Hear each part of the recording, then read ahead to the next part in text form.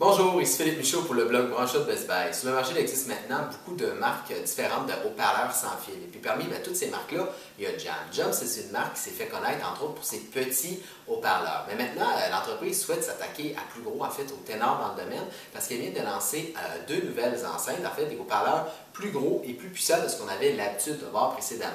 Voilà plusieurs jours que moi je les teste. Donc, dans les prochaines minutes, je vais vous livrer, c'est sûr, mes impressions, mais je vais aussi vous parler de la configuration et de l'application, deux aspects qui sont, à mon avis, aussi importants quand on magasine des nouveaux haut-parleurs sans fil. Donc, voici une meilleure vue des deux haut-parleurs côte à côte. Ici, à ma gauche, le Rhythm, ça c'est le haut-parleur d'entrée de gamme. Il convient pour les pièces moyennes. Placé comme ça, il produit un son stéréo, mais il peut également se placer comme ça à la verticale pour produire un son mono. Donc ça, c'est parfait quand on a deux haut-parleurs et plus et qu'on peut créer un son stéréo de meilleure qualité. Donc ici, après ça, à ma droite, c'est le Symphony. Ça, c'est le haut-parleur un peu plus haut de gamme, un peu plus coûteux. Il produit un son de meilleure qualité et plus puissant et convient pour des pièces plus grandes. Les deux modèles de Jam disposent, vous pouvez voir ici, deux boutons, sauf que sur le Symphony, vous en retrouvez un peu plus. Donc en fait, il y a une deuxième rangée de boutons. Donc la première chose qu'on nous demande de faire dans le manuel d'instruction, c'est de télécharger l'application gratuite. C'est ce que j'ai fait, puis quand je l'ai ouverte, c'est ça qu'on m'a montré.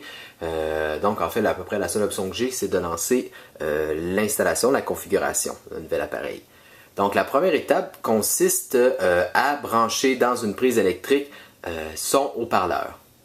Donc après avoir branché le haut-parleur, j'attends que la petite lumière rouge cesse de clignoter. Ça prend environ 60 secondes. Donc une fois que c'est fait, j'appuie sur suivant.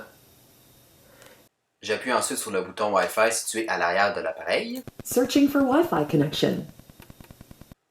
Et puis la lumière, on constate qu'elle clignote en bleu. Donc après ça, j'appuie sur suivant.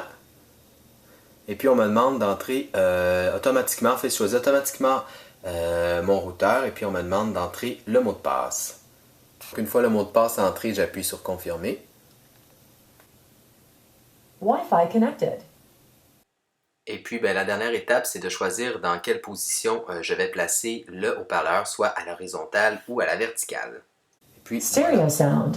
Voilà, donc j'ai un son stéréo. Pour ajouter un deuxième haut-parleur, c'est simple, j'appuie dans l'application tout simplement en dessous du premier haut-parleur et puis je suis les mêmes étapes qu'avec le premier haut-parleur que je viens tout juste d'installer. Alors voilà, j'ai fini la configuration du deuxième haut-parleur. Si je veux que les deux puissent jouer en même temps, parce que comme ça, les deux vont jouer individuellement, ça c'est parfait si vous en avez un, par exemple, dans le salon et un autre dans un bureau. Et puis, donc, si je veux créer un groupe, je tiens le doigt pendant une seconde sur l'un des deux et puis je le glisse dans l'autre.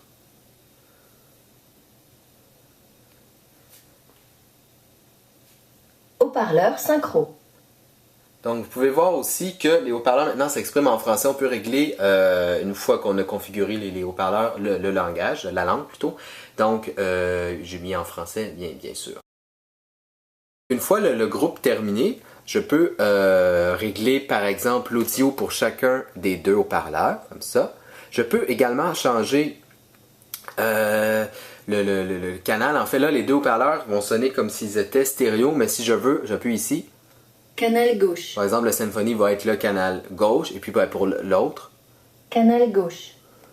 Canal droit. il va être le canal droit. Donc, pour choisir un morceau à faire jouer sur nos haut-parleurs, il faut aller ici, on appuie sur les petites notes, et puis on nous renvoie soit par exemple Spotify, ou d'autres applications. C'est important de savoir que l'application de Jam ouvre une nouvelle application. Donc ici, on a l'application Spotify qui est ouverte.